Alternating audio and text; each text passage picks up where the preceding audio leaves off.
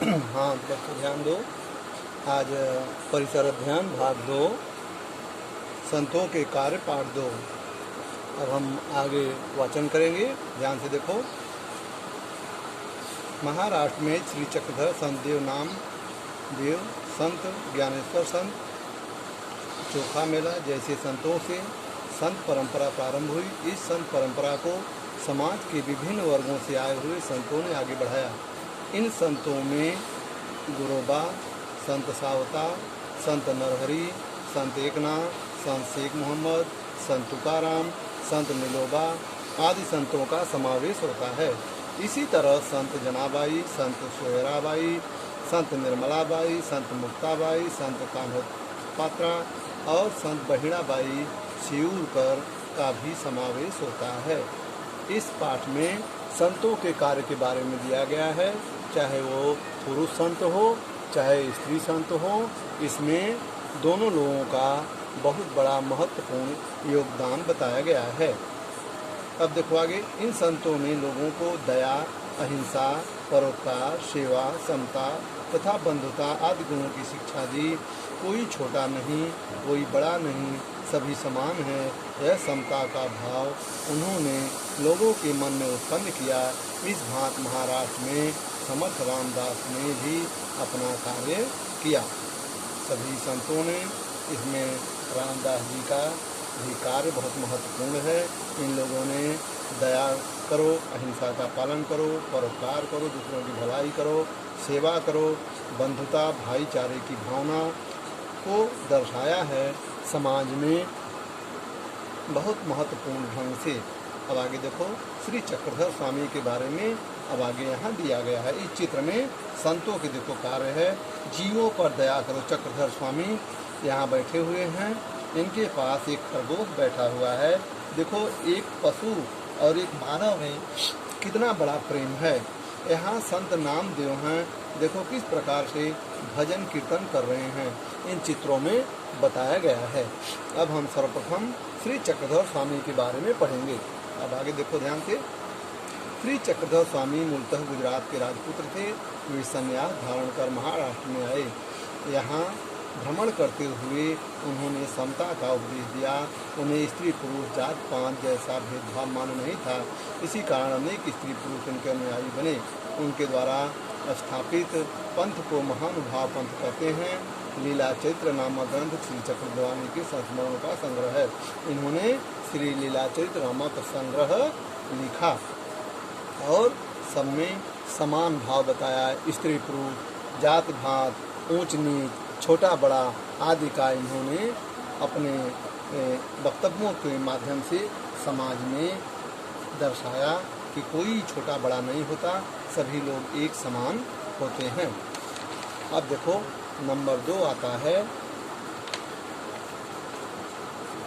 संत नामदेव।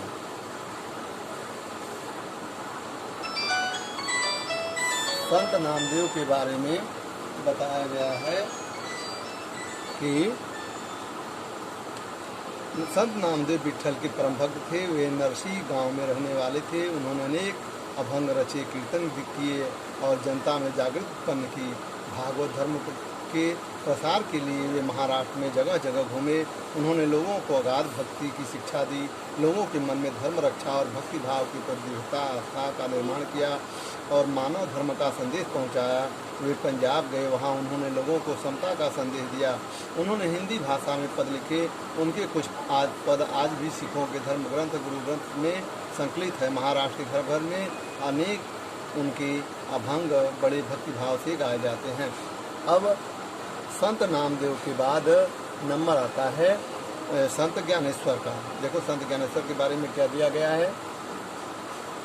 संत ज्ञानेश्वर आपके गांव के रहने वाले थे। निवृत्तनाथ और सोपान देव उनके भाई थे तथा मुक्ताबाई उनकी बहन थी। उस समय के कट्टरपंथी लोग इन बच्चों पर सन्यासी की बच्ची कहकर दोष लगाते थे। उसका कारण था कि उनके पिताजी ने संन्यास धारण कर लिया था। फलतः उन्होंने घर द्वार छोड़ दिया। उसके पश्चात गुरु जी की आज्ञा से वे फिर घर वापस आए और एक गृहस्थ जीवन बिताने लगे।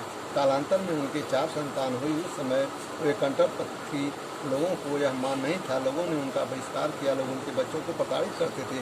एक बार संत ज्ञानेश्वर झोली लेकर गांव में गए, परंतु किसी ने उन्हें भिक्षा नहीं दी। सभी जगह उन्हें जली कटी बातें सुननी पड़ी। इससे उनके बाल मन को बहुत दुख हुआ। वे अपनी झोपड़ी में आए और झोपड़ी का दरवाज़ा बंद कर अत्यंत दुखी होकर बैठ गए। उसी समय वहाँ मुक्ता आ गई। घास फूस के बने दरवाजे को खटखटाकर वह संत ज्ञानेश्वर से कहने लगे, ज्ञानेश्वर भैया दरवाज़ा खोलो, आप ही निराश और दुखी होंगे तो कैसे चलेगा? संसार का कल्याण कौन करेगा? बहन की बातें सुनकर वे उत्साहित हुए, अपना दुख भूल कर वे सामाजिक कार्य में जुट गए। उस समय जगह जगह गरीबों और पिछड़ी जातियों को धर्म के नाम पर सताया जाता था। संत ज्ञानेश्वर ने लोगों को अंतःकरण से उपदेश दिया, ईश्वर पर श्रद्धा रखो, सभी के साथ समता का आचरण करो, दुखी लोगों की सहायता करो, उनके दुख दूर करो। विगत 700 वर्षों से उनके उपदेश महाराष्ट्र के कोने कोने में लगातार गूंज रहे हैं। संत ज्ञानेश्वर एक महान ज्ञानी पुरुष थे। वे लोगों को जब संन्यास रूप धारण करके लोगों को उपदेश जब देना शुरू किए तो सभी लोग उनको कहते थे, अरे ये तो बाल बच्चा वाला है, ये तो गृहस्थ आश्रम वाला है, यह कैसे साधु सन्यासी बन जाएगा। उनके बच्चों को लोग परेशान करते थे। इसके बाद अपने गुरु के आदेश से वे फिर अपने गृहस्थ आश्रम घर में लौट जाते हैं और इसके बाद फिर घास फूस की झोपड़ी दरवाज़ा रहता है, उसमें वो अपना बैठे रहते हैं मन महसूस करके। तब उनकी बहन पहुंचती है और उन्हें कहती है, भैया अगर आप यह ऐसा करेंगे तो संसार कैसे चलेगा? सब दुखों को भूल करके आप देश की, संसार की रक्षा करो। इस प्रकार फिर संत ज्ञानेश्वर ईश्वर में लीन हो गए। फिर वो उपदेश देने लगे, ईश्वर में श्रद्धा रखो, सबके साथ अच्छा आचरण करो और उनकी दुख दूर करो। इस प्रकार से विगत माने पिछले 700 वर्षों से महाराष्ट्र के कोने कोने में उनके उपदेश गूंज रहे हैं। इसके बाद अब देखो आगे। उस समय धर्म का ज्ञान संस्कृत में ही बंद था। सर्वमान लोगों की बोलचाल और कामकाज की भाषा मराठी थी। संत ज्ञानेश्वर ने मराठी भाषा में ज्ञानेश्वरी नामक महान ग्रंथ लिखा। धर्म ग्रंथ ज्ञान भंडार को उन्होंने सबके लिए खोल दिया। लोगों को बंधुता की शिक्षा दी। संत ज्ञानेश्वर युवावस्था में ही पुणे के पास आलंदी नामक गांव में जीवित समाधि ले ली। आज भी लोग प्रतिवर्ष आषाढ़ी कार्तिक एकादशी के दिन बड़े भक्ति भाव से आलंदी पंढरपुर जाते हैं। आलंदी नामक स्थान पर उन्होंने जीवित ही समाधि ले ली। आज भी लोग कार्तिक एकादशी के दिन, जिस दिन वो समाधि लिए थे, उस दिन लोग पंढरपुर दर्शन करने के लिए जाते हैं। इसके बाद देखो संत एकनाथ के बारे में अब आगे हम वाचन करेंगे। संत नामदेव, संत एकनाथ, संत नामदेव तथा संत ज्ञानेश्वर की कार्य परंपरा को आगे चलाने का कार्य संत एकनाथ ने किया। संत एकनाथ पैठण में रहने वाले थे। उन्होंने भक्ति मार्ग का प्रचार किया। उन्होंने बहुत से अभंग, ओबियाँ, शब्द और भारूढ़ व्यंग गीत लिखे। किसी भी प्रकार का ऊंच नीच का भेद मत मानो या उपदेश उन्होंने लोगों को दिया और भक्ति की महानता समझाई। गरीब तथा पिछड़ी जात के लोगों को उन्होंने अपनाया। इतना ही नहीं बल्कि मूक प्राणियों पर भी उन्होंने दया की। उन्होंने लोगों को प्राणी मार्ग पर दया करो का उपदेश दिया। संत एकनाथ जैसा कहते थे वैसा ही करते थे। एक दिन वे गोदावरी नदी में स्नान करने के लिए जा रहे थे। दोपहर का समय था, चिलचिलाती धूप थी, नदी तट की रेत तप रही थी। वहाँ पर एक असहाय बच्चा बैठा हुआ रो रहा था।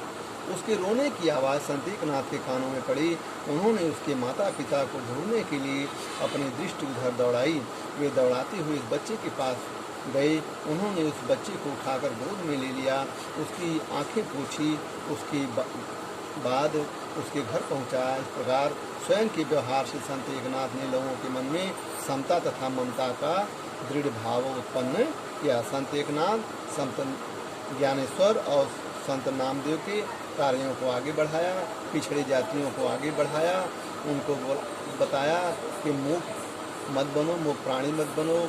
सबको ऐसा उन्होंने उपदेश दिया। गोदावरी नदी के किनारे एक दिन चिलचिलाती धूप में उन्होंने स्नान करने के लिए गया तो वहाँ देखा एक बच्चा वहाँ पड़ा है और रो रहा है। उधर उन्होंने इधर उधर नज़र दौड़ाई, वहाँ कोई नहीं दिखा तो उस बच्चे को अपनी गोद में ले लिए और ले जा करके उसके घर को पहुँचाए। इस प्रकार उन्होंने ममता और समता की भावना को जागृत किया। देखो इस चित्र में यहाँ दिया गया है, यहाँ इस बच्चे को उठाए हैं, उसके घर पहुँचाने के लिए ले जा रहे हैं। अब देखो आगे संत तुकाराम के बारे में हम लोग पढ़ेंगे। ध्यान से देखो, शिवाजी महाराज के समय संत तुकाराम तथा रामदास नामक संत हुए। संत तुकाराम पुणे के पास बेहू नामक गांव में रहते थे। उनकी खेती बाड़ी थी और अनाज की दुकान भी थी। उनके पूर्वज संकटग्रस्त लोगों को ऋण देते थे, पर संत तुकाराम ने अपने हिस्से में आए ऋण पत्रों को इंद्राणी नदी में डुबो दिया और लोगों को ऋण से मुक्त कर दिया। पास की पहाड़ी पर जाकर वे विठ्ठल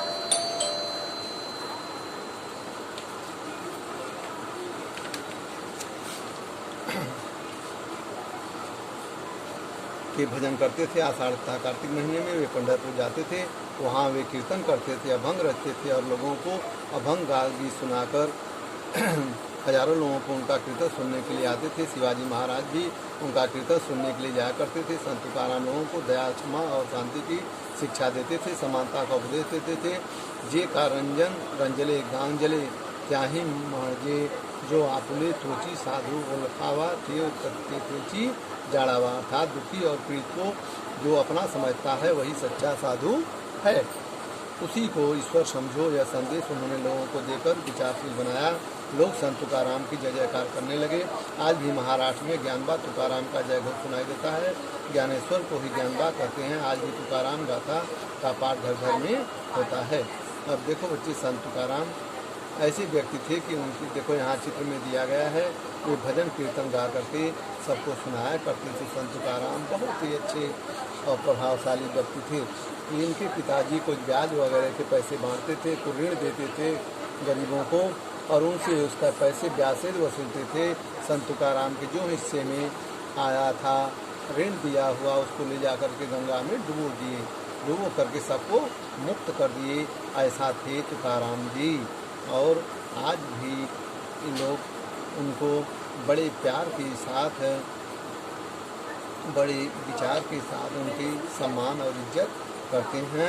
आज भी तुकाराम की गाथा का पाठ घर घर में गाया जाता है। अब आगे देखो समर्थदास। अब समर्थदास के बारे में हम लोग पढ़ेंगे। यहाँ ध्यान से देखो, इसी कालखंड में महाराष्ट्र की पार्वती घाटियों में समर्थ रामदास का नारा जय जय रघुवीर समर्थ गूंज रहा था। उनका जन्म मराठवाड़ा में गोदावरी नदी के किनारे जाप नामक गांव में रामनवमी के दिन हुआ था। रामदास का मूल नाम नारायण था, परंतु इसे तो रामदास को हमें कहवाने लगे। उन्होंने अपने दास वृद्धों के माध्यम से लोगों को मूल उपदेश दिया। उसी प्रकार उन्होंने मन की श्लोक नामक रचना द्वारा लोगों को सद्विचार और सद्व्यवहार की शिक्षा दी।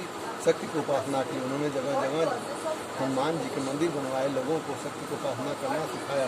क्रांति में देखो समर्थदास के चित्र है। अब देखो यहाँ पर बड़ी बड़ी शक्ति होती है, जो क्रांति करता है वो समर्थ होता है।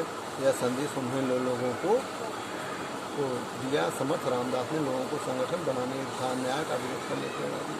तत्कालीन लोगों में साहस का निर्माण हुआ।